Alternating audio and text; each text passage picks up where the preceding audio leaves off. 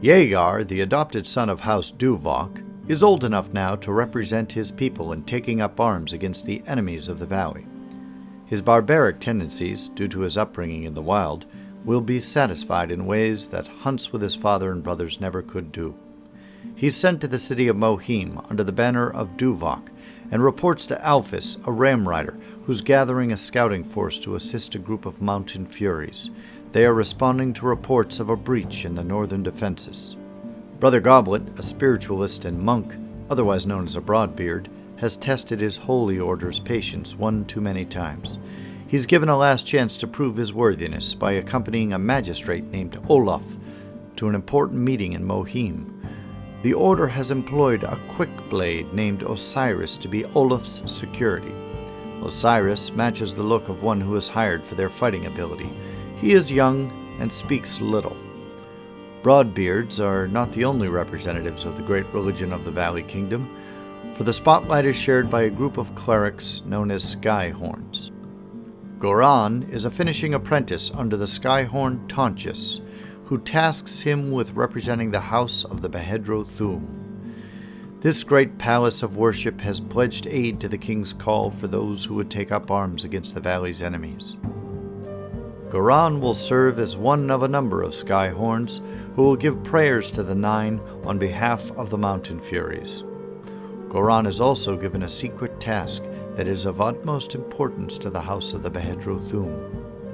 Tonchus tells him there is a Broadbeard named Olaf who will be on this journey. She then gives Goran a token with a strange symbol on it, instructing him to say that this is from her. Goran arrives in Mohim with Julie, a subordinate whose house owes a debt to Goran's family. Julie is a cheerful frolic with an ear for song, and eager to help his family by paying the debt in service to Goran, for a time which is yet to be determined. This arrangement was put in place by order of law, and it is to Goran's discretion as to its fulfillment. As this is Goran's first singular mission on behalf of his holy order, it is of utmost import that he be recognized as a full-fledged Skyhorn. Julie is there to aid him in any way possible. Hyaphys is a veteran of many battles with the dastardly Drakai to the south. In those forest wars he has gained repute and is now in the service of the Helm of Mohim. He is a scout in a force of gathered mountain furies who greet the members of the party along with a retinue of around 100 others. Hyaphys greets the members of the party to give them their mission. For 1 month, they are to be part of a group encamped just beyond the northern rocks at the edge of the ice wastes. They will set up one of many smaller support stops for an army of mountain furies that are patrolling at the edge of the valley's border. A pack of frost giants has been spotted in the last few months, roaming too close to the Valley Kingdom, and the army has been charged with hunting them down. It is a several days' journey through the northern pass into the edge of the ice wastes. The party gets to know each other during this time, while Hyaphys laments such drab duty, wondering if this is his new lot since coming north to honor his family and serve his king.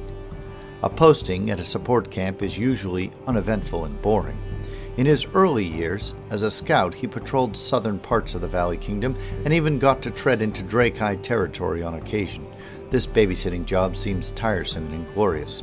There are several dozen cooks, scribes, packers, diggers, and animal handlers, along with a handful of types who look as though they might be able to fight.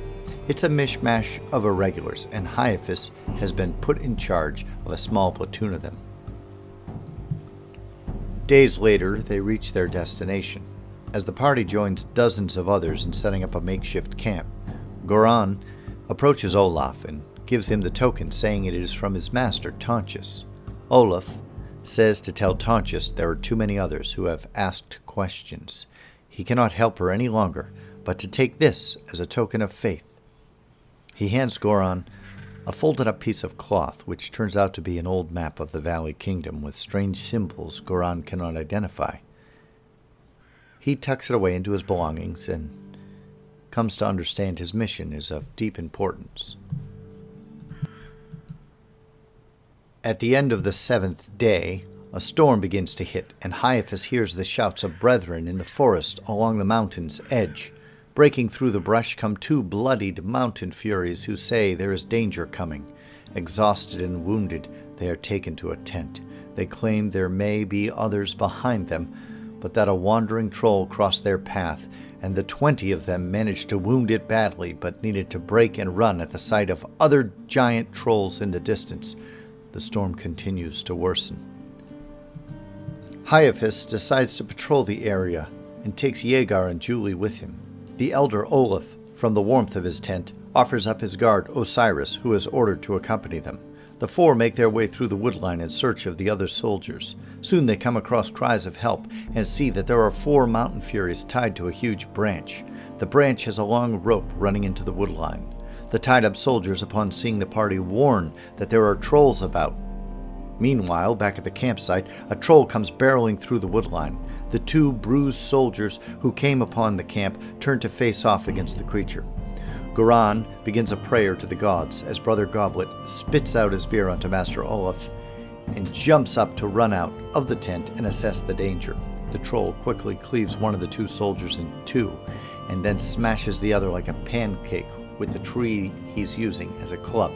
Those outside the camp have managed to untie their captured comrades, who are weak and in need of assistance to walk through the blowing snow and wind which envelops the party.